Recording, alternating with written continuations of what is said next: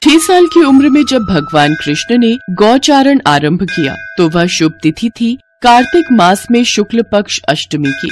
भगवान के गौचारण आरंभ करने के कारण यह तिथि गोपाष्टमी कहलाई। गोपाष्टमी के दिन सूर्योदय से पहले नित्य कर्म से निवृत्त होकर स्नान किया जाता है। फिर गौओं और उनके बछड़े को भी स्नान कराया जाता है। फिर गौ माता के अंगों में हल्दी आदि के थापे लगाए जाते हैं। गायों को संपूर्ण रूप से सजाया जाता है। फिर धूप, दीप, अक्षत, रोली आदि से गौ माता की आरती उतार कर उनकी पूजा की जाती है। उसके बाद गौ ग्रास निकाला जाता है और उनकी परिक्रमा की जाती है। कार्तिक शुक्ल गोपाष्टमी कैसे शुरू हुई, उसके पीछे एक पौराणिक कथा है। किस प्रकार भगवान कृष्ण ने अपनी बाल लीलाओं में गौ माता की सेवा की और उन्हें गौ माता से कितना लगाव था, वो सब हमें पौराणिक कथाओं में पता चलता है। तो आइए जानते हैं उनकी ऐसी ही एक लीला के बारे में। हाँ, कितना स्वादिष्ट और मीठा दूध है तुम्हारा गैया।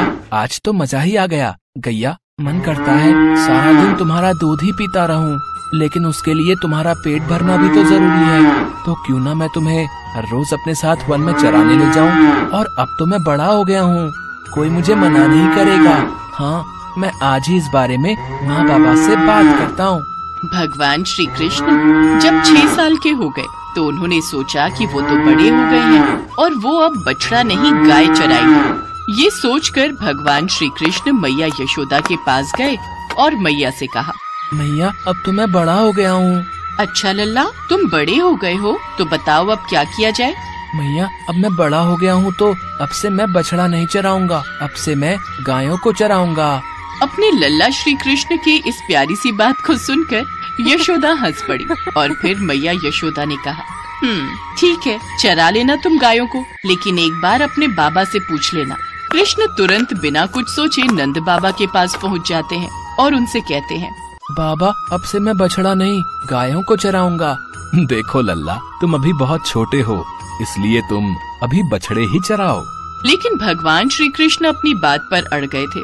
जब नंद बाबा के बार बार मनाने के बाद भी वो नहीं माने तो नंद बाबा भगवान कृष्ण की जिद के सामने हार गए।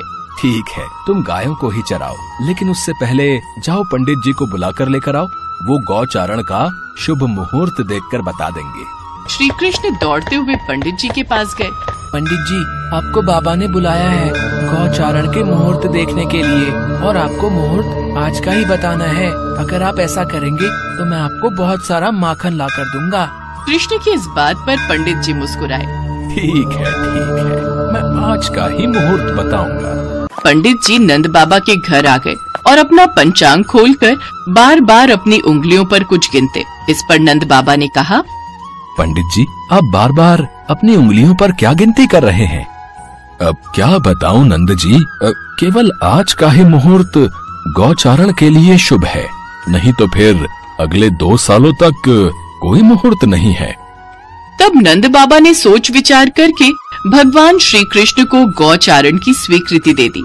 जिस दिन भगवान ने गाय चराना प्रारंभ किया वो दिन गोपा अष्टमी के नाम से जाना जाता है। अब भगवान श्री कृष्ण गौ चराने के लिए तैयार होने लगते हैं और मैया यशोदा उनका श्रृंगार कर रही हैं। लेकिन जैसे ही मैया यशोदा कृष्ण को उनके पैरों में जूतियां पहनाने लगी तो कृष्ण बोले, मैया, मैं इसको नहीं पहनूंगा। मेरी गैया भी तो जूते नहीं पहनती, तो मैं कैसे पहन लूं? अब मैं भी तभी जूते पहनूंगा जब पहले आप सभी गायन को भी जूते पहनाएंगी। ये कैसा मजाक है कृष्ण, वो तो गैया है, भला वो जूते कैसे पहनेंगी? इसके बाद से भगवान श्री कृष्ण जब तक वृंदावन में रहे उन्होंने कभी जूतियां नहीं पहनी और नंगे पैर ही पूरे वृंदावन की धरती को पावन करते रहे। अब भगवान श्री कृष्ण भी अपने सखाओं संग गायों को चराने नंगे पांव ही निकल जाते। कृष्ण जहाँ गायों को चराने लगे तो वो वन सभी गायों के लिए हरा भरा हो गया और अनेक प्रकार के रंग बिरंगी फूल पत्तियों वाला हो गया है। अपनी गैया के प्रति अपने प्रेम को कृष्ण ने बड़े ही प्यार से दर्शाया और 6 साल की उम्र से ही गैया चराने निकल गए।